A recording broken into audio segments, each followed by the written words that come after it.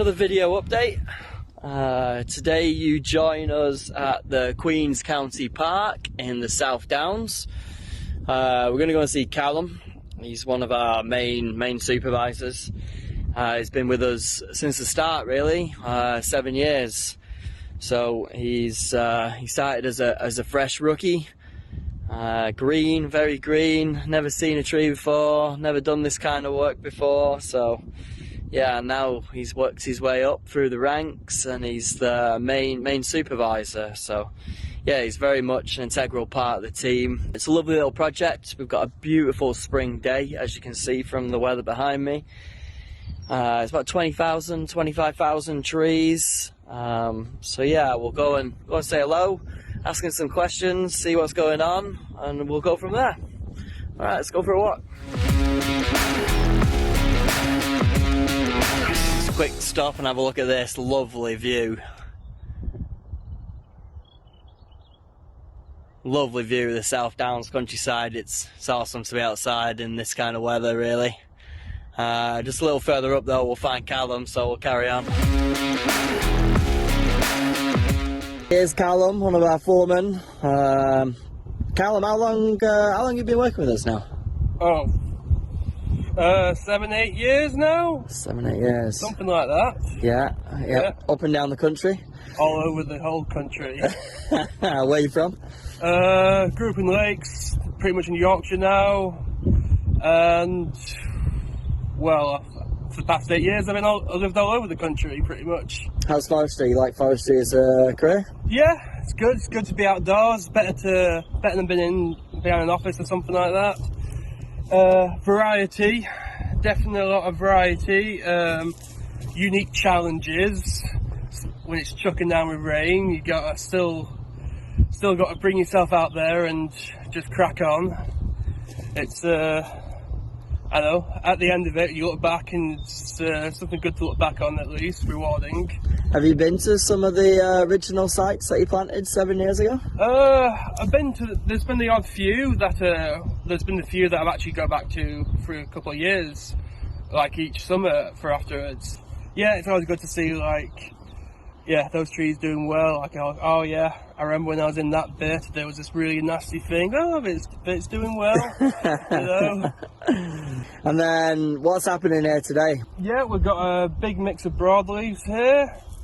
We've got some alder, hornbeam, rowan, oak, a mix of conifers.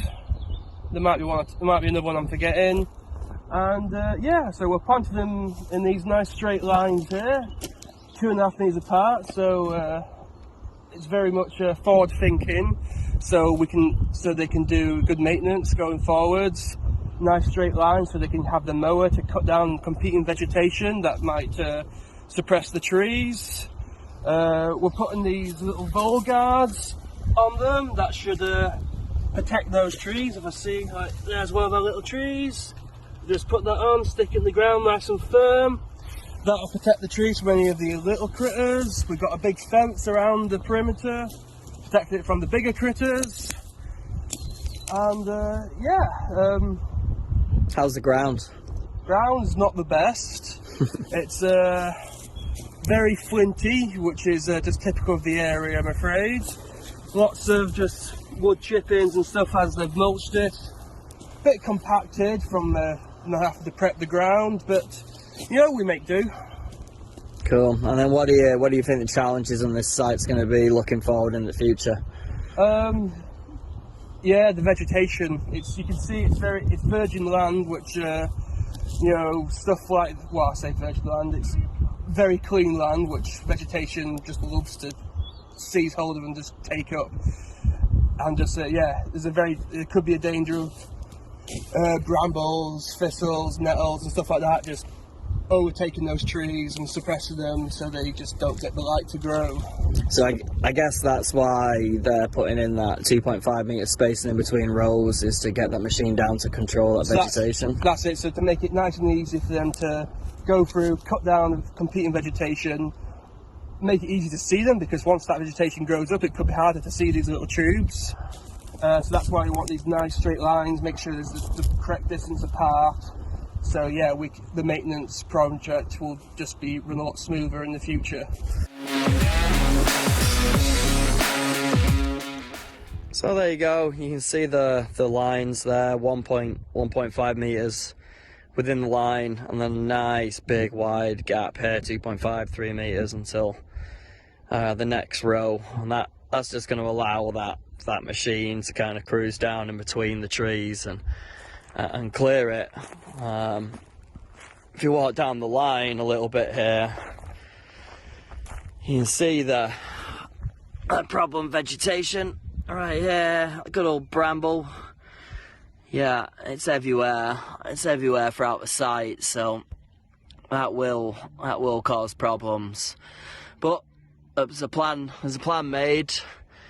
That's the most important thing. Make a plan, stick to a plan, then implement it, and we should turn this little stand back into a forest again. And then as for quality issues on this kind of ground at this time of year, what are you looking for the planters? Quality issues, the ground is quite dry around this area, so as long as they get those trees in deep, below like the really like soft fluffy bit of soil like the mulch, and they get them in deep again with it being rocky and compacted, making sure those trees are fully deep in there. The entire plug of the tree is covered up, so no moisture is leaking out of that to the atmosphere.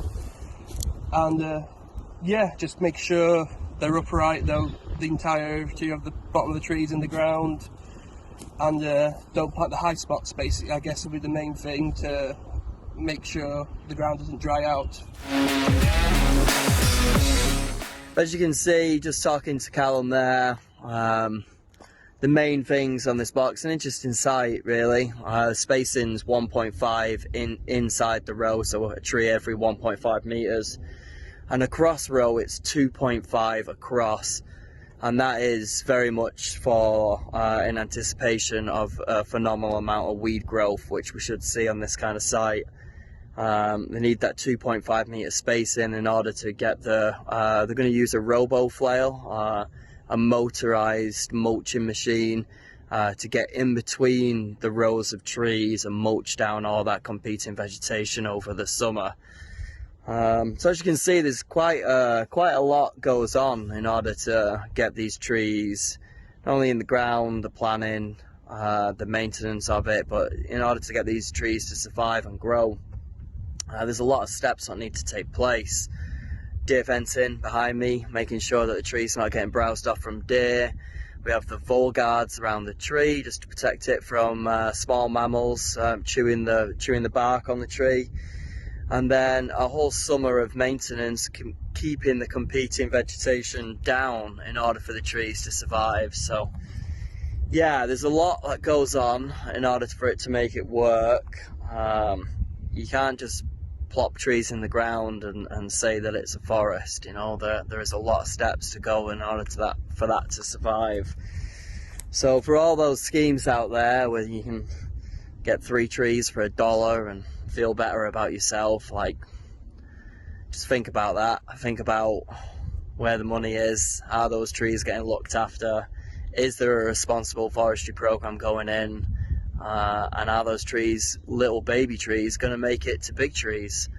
You know, there's a lot what needs to happen for that to happen. So yeah, it's good to see that.